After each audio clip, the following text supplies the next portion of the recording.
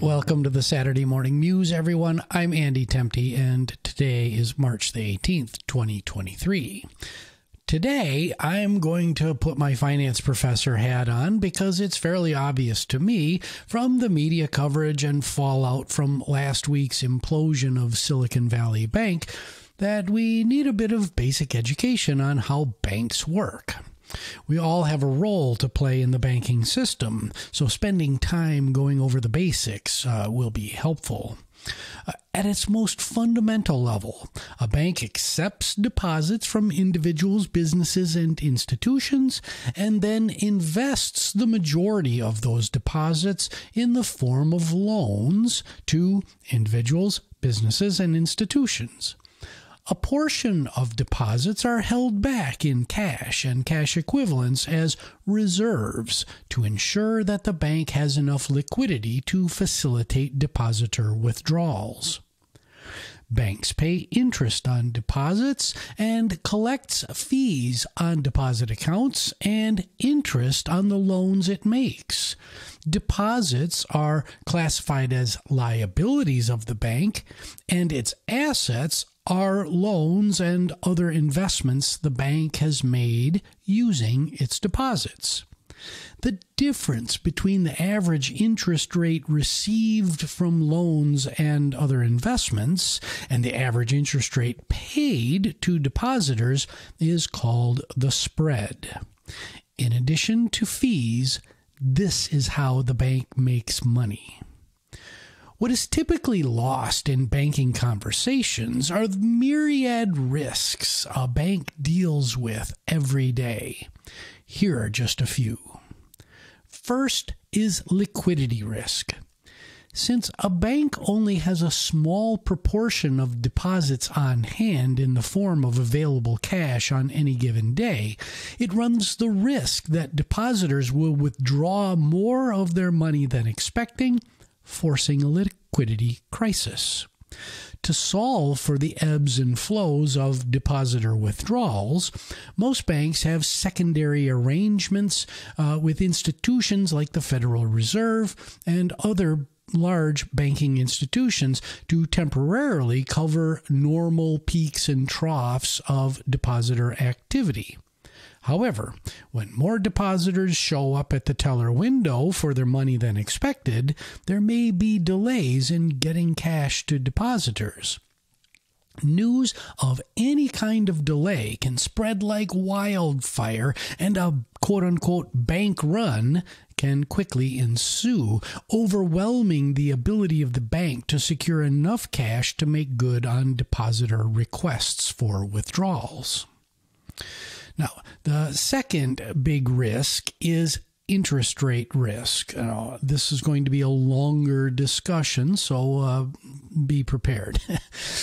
Since banks expect to earn more from their assets, which are their loans and other investments, than they pay for their liabilities, which are the deposits, the interest rate sensitivity of their assets and liabilities is of paramount importance.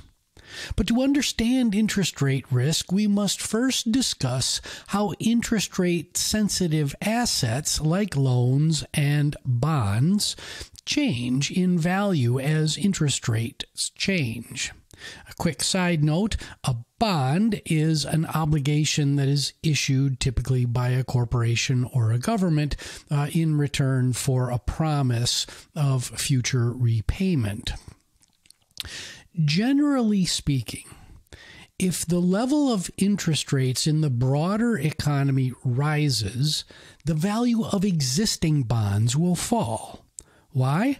Because new bonds will carry a higher rate of interest, making new bonds more attractive to investors than existing bonds that carry a lower rate of interest. Alternatively, if interest rates fall, the value of an existing bond will rise because existing bonds will have higher rates of interest, also known as their coupon, than new bonds that are issued with lower rates of interest. It is this inverse relationship between interest rates and bond prices that can be confusing to most new investors. Remember this: interest rates up, existing or already issued bond prices down. Interest rates down, existing bond prices up. Now, another important point about interest rate risk is that the longer the term to maturity of a bond, the greater its interest rate risk, all else the same. Shorter term bonds have lower interest rate risk.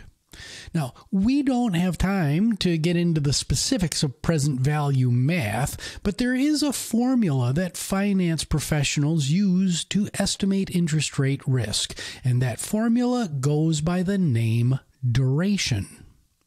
In general, if a bond has a high duration, it has a longer maturity and is exposed to more interest rate risk. A bond with a low duration will have a shorter maturity and lower interest rate risk.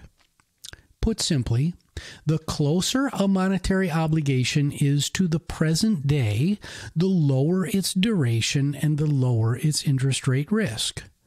The farther into the future that a monetary obligation is due, the higher its duration and the higher its interest rate risk. Let's illustrate. If $100 is due tomorrow, interest rate risk is effectively zero. Since you're getting $100 tomorrow, interest rate changes will have a negligible effect on the present value of your money.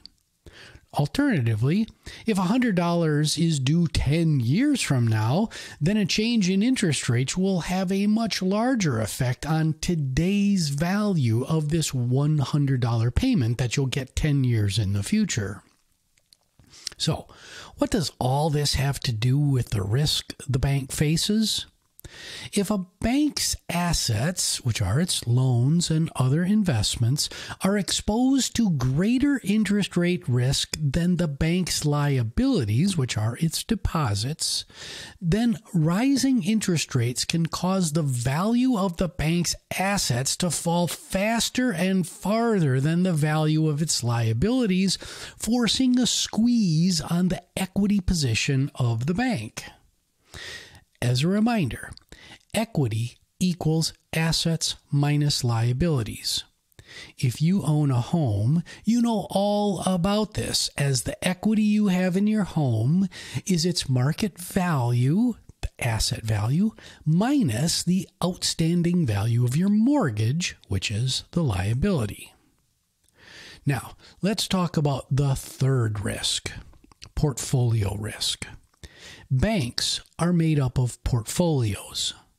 They have a portfolio of customers, a portfolio of assets, which are loans and other investments, and a portfolio of deposits, long-term, short-term, checking, savings, commercial, retail, etc.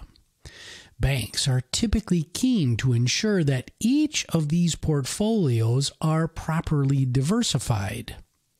To illustrate the concept of diversification, if I hold a diversified portfolio of investments, that means that I've purchased stocks and bonds from different industries, sectors, geographies, and with different income and return characteristics. In a nutshell, diversification helps reduce volatility and improve overall investment performance, all else being the same. If we apply the concept of diversification to a banking environment, banks want customers that come from different demographic, geographic, and economic backgrounds to limit exposure to economic challenges that one particular group of customers may face. The same thing applies to the bank's assets and liabilities. In a banking context, diversification matters. It also matters for your personal portfolio. So, what happened at Silicon Valley Bank?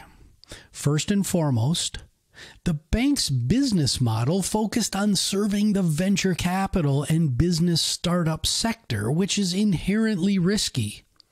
Add in the fact that SVB primarily served venture capitalists and startups in the technology sector, and you have a built-in environment of customer portfolio risk that's higher than most other banks.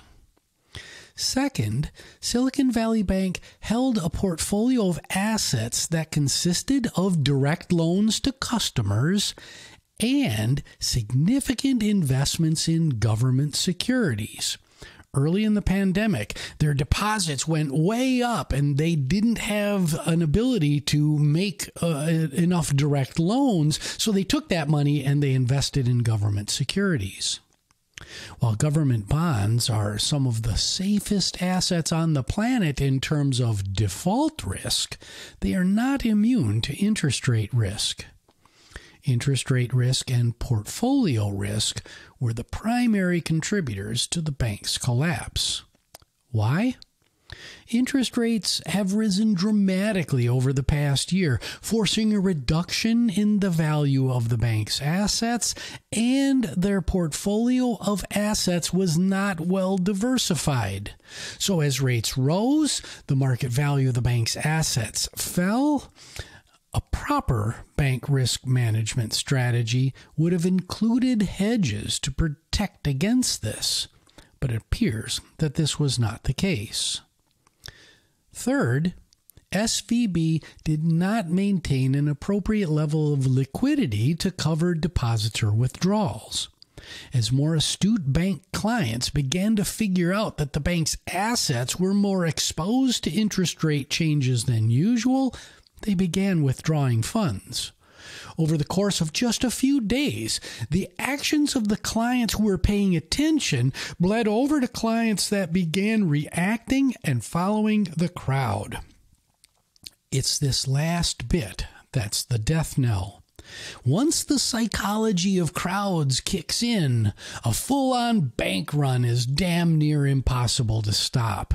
The next morning, regulators had taken over because withdrawal requests, which were like to the tune of $42 billion, far exceeded the bank's reserve capacity. So, what does all this mean for you?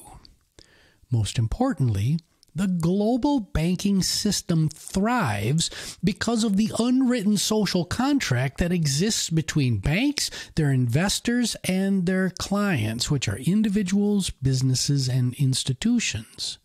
The banking system relies on the willingness of its customers to understand that loans, which are the bank's assets, are supported by deposits, your money, which are the liabilities of the bank, and that the predictability and reliability of the relationship between assets and liabilities is what keeps the doors of the bank open.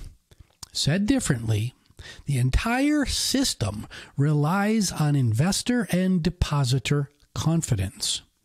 When confidence in the system is challenged, bad things happen and depositors start to leave in droves. Once reserves have been depleted, then the bank needs to start selling assets, which are loans and other investments, to raise cash to meet depositor withdrawal obligations. Since many of the bank's assets, which are loans to customers, are long-term in nature and are not highly liquid, meaning they can't be sold quickly at a fair price, then the bank struggles to raise cash and a nasty downward spiral ensues, ultimately leading to collapse and closure. Now, the 1946 holiday classic film It's a Wonderful Life, starring James Stewart, has a wonderful segment near the end that explains clearly how a bank works and how detrimental a crisis of confidence can be. So, the bottom line is this: the banking system depends on rational investor and depositor behavior. The banking system depends on the management of a wide array of risk. Trust in the banking system is a two-way street, relying on well-educated clients and investors and good, prudent bank management. Your obligation is to be informed, to be objective, and to ensure that your risk tolerance matches that of the institutions with which you do business. Yes, the federal government steps in during extraordinary events to protect the banking sector and the public, but this should be considered a last resort. We all have an obligation to be informed and operate in a way that keeps the banking sector healthy. So, keep calm and carry on. Have a great weekend.